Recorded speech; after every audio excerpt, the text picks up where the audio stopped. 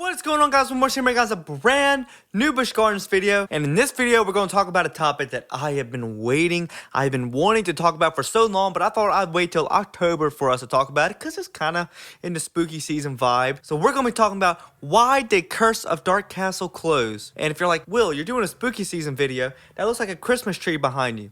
Mind your own business. So as you guys know, I am a very big fan of Curse of DarKastle, and in every Busch Gardens vlog, and even my first Busch Gardens video, I mentioned Curse of DarKastle. Why do I mention it? Was it my favorite ride in the park? No. I'll be honest with you, it was not my favorite ride in the park. My favorite ride has always been, and still is, Alpengeist. Was I a big fan of the ride? Was my heart ripped out on that day in January of 2018 where they posted the video online saying, "Today we bid farewell to a ride that was loved by so many." If it was loved by so many, why'd you get rid of it? Because there's many conspiracies, there's many theories as to why they closed it. So we're going to talk about some of the statements that were given, and then we're going to talk about some rumors I've heard. What is the first reason?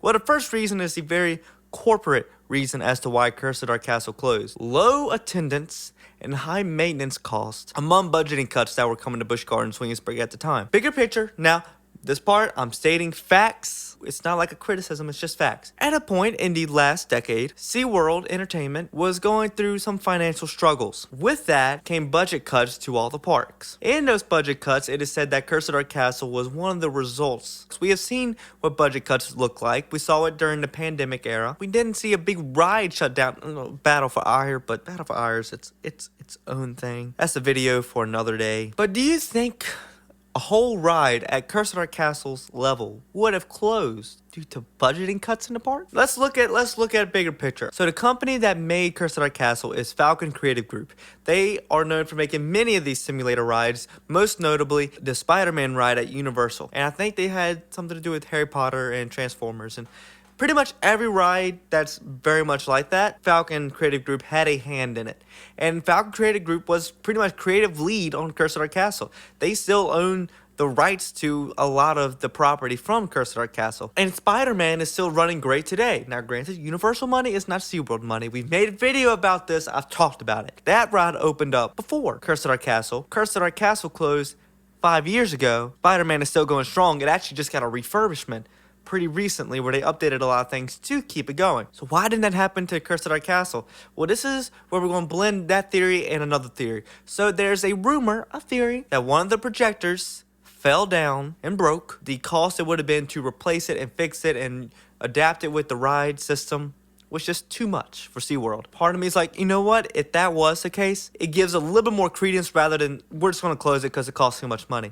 For a piece of equipment to fall, break, and all the hoops you have to jump through to get the ride back in its regular operating capacity, I give more lenience to it, but I still don't think that excuses it. Busch Gardens is known for having rides that go even if all the effects don't work. Look at Verbolten.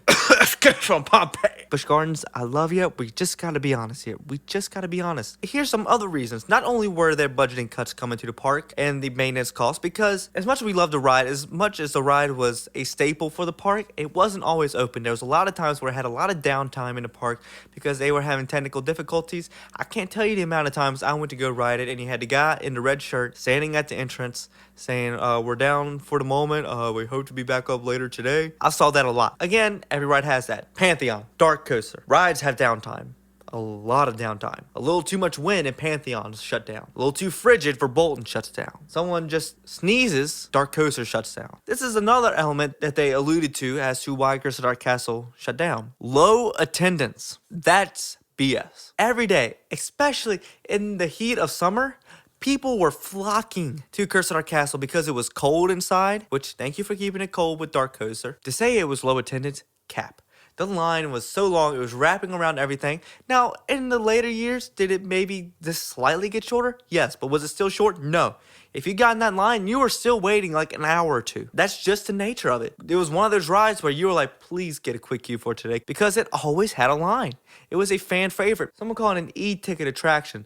It's a ride that brings people into the park. It was a ride that put Busch Gardens in the conversation on the levels with parks like Universal and Disney. And then try to replace it with this VR simulator ride, Battle for Ire. in a building that I just believe is cursed. You can't get nothing to say in there. They should have just kept Corkscrew Hill.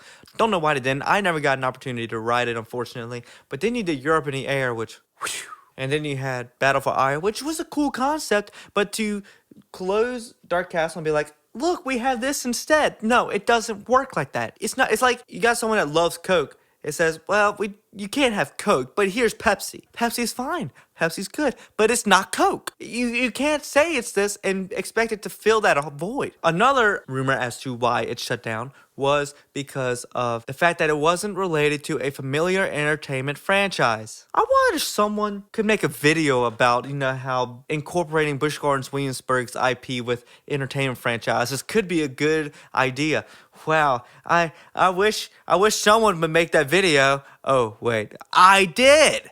Because that's what they should do. Now, is that a reason why DarKastle closed? No! And for someone to say that's a reason, no! Busch Gardens has no integration with the cultural zeitgeist when it comes to entertainment. There is no crossover.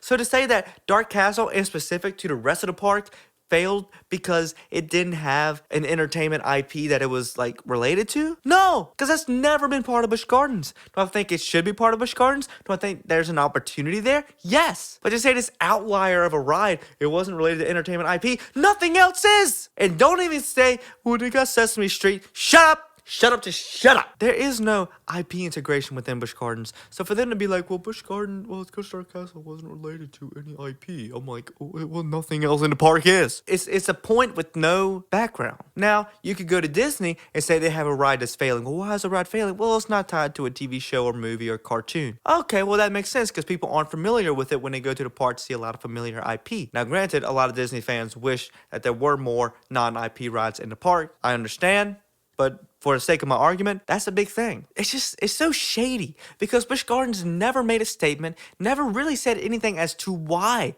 Curse of DarKastle closed. All we got was that stupid little video on social media, and they think that is enough. No, it's not enough. And they put Dark Coaster in. I love Dark Coaster. I do. I really do. I'm so glad they put it right in there. And the fact that they kept it as a continuation of DarKastle's story, amazing, fantastic. I love that. But does that still excuse DarKastle's closing and the handling of its closing? No. Because at the end of the day, am I mad DarKastle closed? No. Rides close. Rides open, rides closed. Not everyone can be Loch Ness Monster that's getting a whole refurbishment. Not everyone can be Spider-Man that has Universal money and is one of the biggest IP things in the world to where they can put money into it. No. If Busch Gardens needed to close Curse of DarKastle, they can close Curse of DarKastle. That's fine. It's about handling it. And the fact that we're 5 years removed from it, and we know just as much now about why it closed as we did when they posted that in 2018, it's kind of sad, which is great video content for me, because then I get to make a whole video talking about A, B, C, D, all these reasons, because there's some that has a backbone, and there's some that don't. But for a park to be the most successful park, you would think that they would handle such a ride, because here's the thing, the ride kind of had a cult following within the park fandom, and just everyone kind of knew about Curse of DarKastle within people that were in the know about theme parks. Everyone went to Busch Gardens to ride Curse of DarKastle. So for them to just close it without a peep as to why, it's not great. And I will say this, the management of Busch Gardens at the time is no longer the heads of Busch Gardens now.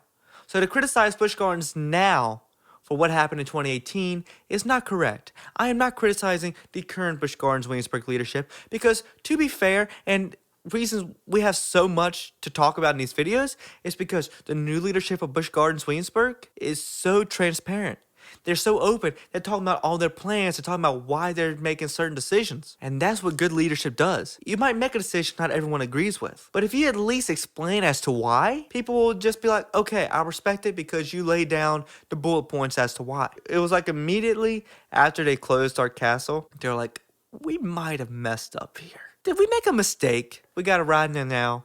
It's a thing of the past, and maybe it will live again. Because, like I said, the property and the assets from DarKastle still exist. Falcon Creative Group still has it. Busch Gardens definitely somehow still has some IP ownership over Curse of DarKastle because they're able to sell this type of merch and keep the story going with Dark Coaster.